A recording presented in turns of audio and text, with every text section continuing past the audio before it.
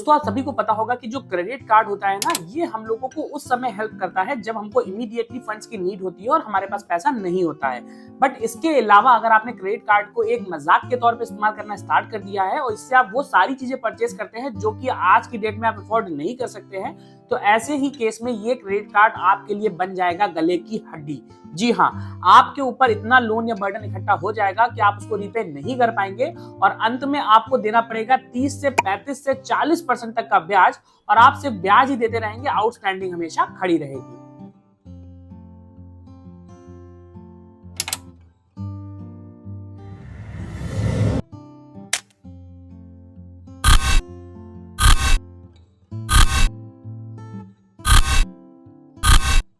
तो दोस्तों आज हम लोग बात करेंगे कुछ ऐसे तरीकों की जिनसे अगर आपके ऊपर क्रेडिट कार्ड का लोन इकट्ठा हो चुका है और आप उसको खत्म नहीं कर पा रहे हैं, तो इन सारे ही स्टेप्स का सहारा लेके आप उसको जल्दी से खत्म कर पाएंगे। दोस्तों नंबर 1 पे आता है पे more than the minimum due amount. आप सभी को पता होगा कि अगर आपने 1 लाख रुपए क्रेडिट कार्ड से खर्चा किया है तो जब उसका स्टेटमेंट आता है तो एक समय वहां पे लिखा आता है टोटल ड्यू 1 लाख रुपए, मिनिमम ड्यू 5500 रुपए और उसमें साथ आपको ड्यू डेट दी जाती है। तो बहुत लोग क्या करते हैं, वो ये सोचते हैं कि देखो 1 लाख मैंने खर्चा कर दिया, मेरे पास 1 लाख नहीं है तो मैं 5500 रुपए देके निकल जाता हूँ। इससे ना मेरी क्रेडिट कार्ड की हिस्ट्री खराब होगी, ना ही मेरा सिविल इम्पैक्ट करेगा और मैं 5500 रुपए देके निकल जाऊंगा, अगले महीने जब पैसा आएगा तो मैं उसको रीपे कर दूंगा। बट मैं आपको बताऊं, जो मिनिमम ड्यू अमाउंट होता है इसमें सिर्फ चार्ज और इंटरेस्ट भर का ही अमाउंट लगा रहता है। जब आप अगले महीने का स्टेटमेंट निकालेंगे तो उसमें फिर से आपको ये 5500 की जगह पे हो सकता है 53 या 5400 का मिनिमम ड्यू अमाउंट निकल के आ जाए, बट जो टोटल आउटस्टैंडिंग है वो आपकी वहीं की वहीं खड़ी रह जाएगी। तो ऐसे केसेस में अगर आपके पास पैसा नहीं भी है तो आपको मिनिमम ड्यू से ऊपर ही बढ़ के कुछ अमाउंट जमा करना है, क्योंकि अगर आप ऐसा करेंगे तभी आपका क्रेडिट कार्ड का डेब्ट खत्म हो पाएगा।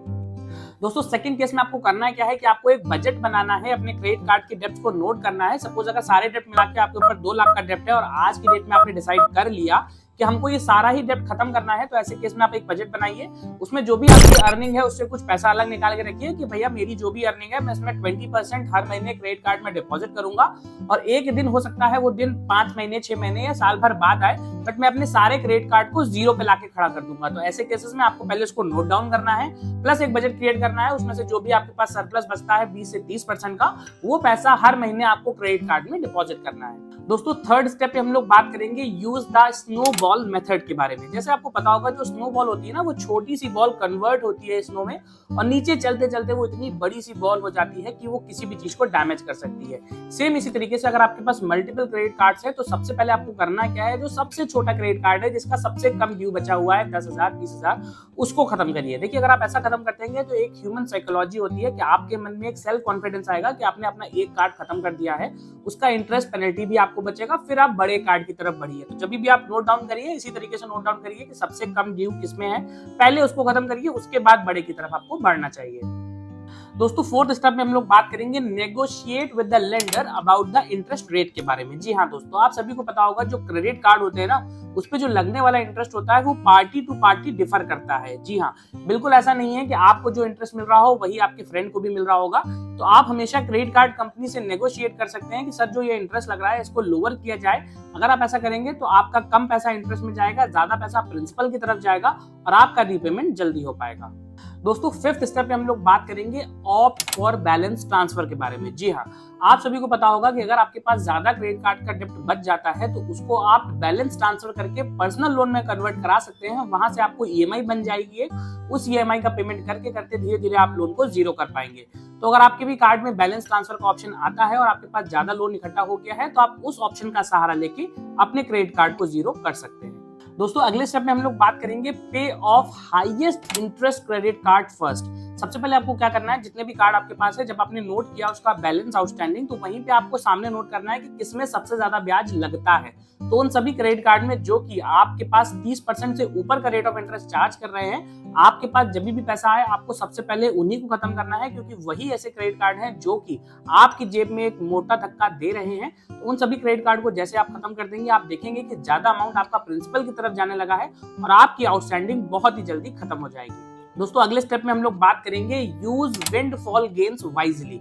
देखिए मैं आपको एग्जांपल बताता हूँ। सपोज अगर आप कोई बिजनेस करते हैं और बिजनेस में ना आपको सडन एक ऑर्डर मिलता है, मतलब वो ऑर्डर ऐसा था कि वो रेगुलर वे में आपको नहीं मिलता, बट आज वो आपको मिल गया है। उस ऑर्डर को एग्जीक्यूट करके आपको होने वाला है 1 से 1.5 लाख रुपए का गेन। तो अगर आपके ऐसे केस में कोई क्रेडिट कार्ड का डेब्ट बचा हुआ है, तो जब भी आपको ये विंडफॉल गेन होता है, इसको आपको खर्चा नहीं करना, इससे आपको ट्रैवल नहीं करना, इससे आपको कोई ऐसी महंगी चीज परचेज नहीं करनी जिसको आप अभी अफोर्ड नहीं कर सकते हैं। इन सारे ही पैसों को आपको ऐसी जगह पे लगाना है जो कि आपका क्रेडिट कार्ड का जो आउटस्टैंडिंग है वो कम हो जाए। सेम इसी तरीके से अगर आप सैलरी में हो और आपको ईयर एंड पे कोई बोनस मिलता है और आपके पास क्रेडिट कार्ड का डेब्ट बचा है, तो आप कोशिश करिए 100% जो बोनस अमाउंट है उसको आप क्रेडिट कार्ड में डाल दीजिए, जिससे आपका क्रेडिट कार्ड का डेब्ट 0 हो पाए और आगे चल के आप उसको अच्छे से इस्तेमाल कर पाए। दोस्तों नेक्स्ट स्टेप में हम लोग बात करेंगे इंक्रीज योर इनकम के बारे में। जी हाँ, अगर आपको लग रहा है कि क्रेडिट कार्ड के डेब्ट बढ़ चुके हैं, तो आपको देखना पड़ेगा कि जो ट्रेडिशनल सोर्स ऑफ इनकम जो आप कर रहे हैं, क्या इसके अलावा कुछ और ऐसा सोर्स है जहां से आप पैसा कमा सकते हैं। क्योंकि देखिए, अगर आपकी लिमिटेड इनकम है, 20-25 हजार रुपए की इनकम आपको मिलती है और आपके ऊपर लोन जो है वो ज्यादा बढ़ चुका है, तो ऐसे केसेस में कोशिश करने के बाद भी आप मिनिमम अमाउंट ही उसमें जमा कर पाएंगे। तो ऐसे केसेस में एक्सप्लोर करिए कि क्या कोई एक ऐसा ऑप्शन है जहां से आपको एडिशनल सोर्स ऑफ इनकम हो सकती है, वो सारे पैसे को आप लाके अपने क्रेडिट कार्ड के डेब्ट में खत्म कर सकते हैं। तो जरूर एक्सप्लोर करिएगा उन सारे ही ऑप्शन को जहां से आपको एडिशनल इनकम मिल पाए। और दोस्तों लास्ट स्टेप में हम लोग बात करेंगे ऑटोमेट क्रेडिट कार्ड पेमेंट्स की। जी हाँ, मैं आपको बताऊं, ये सारे ही केसेस तो वो हो गए जहां पे आपके पास पैसा नहीं था और आपने क्रेडिट कार्ड का डेब्ट खत्म नहीं किया।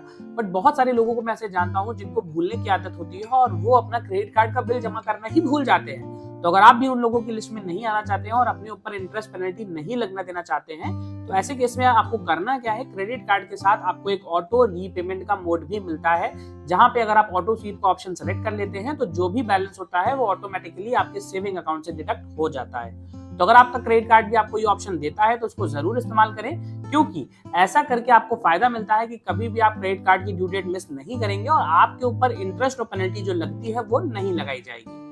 तो दोस्तों मैं आशा करता हूं मैंने आपको जितने भी स्टेप्स बताए हैं क्रेडिट कार्ड को अच्छे से इस्तेमाल करने के, और अगर आपके ऊपर क्रेडिट कार्ड का डेब्ट इकट्ठा हो चुका है तो उसको कैसे खत्म करें, वो सारे ही स्टेप्स आपको बहुत अच्छे से समझ में आ गए होंगे। फिर भी अगर आपके मन में कोई भी डाउट है तो आप नीचे कमेंट कर सकते हैं, मैं आपके हर एक कमेंट का इंडिविजुअल रिप्लाई करूंगा। मिलते हैं आपसे अगले वीडियो में, तब तक के लिए धन्यवाद।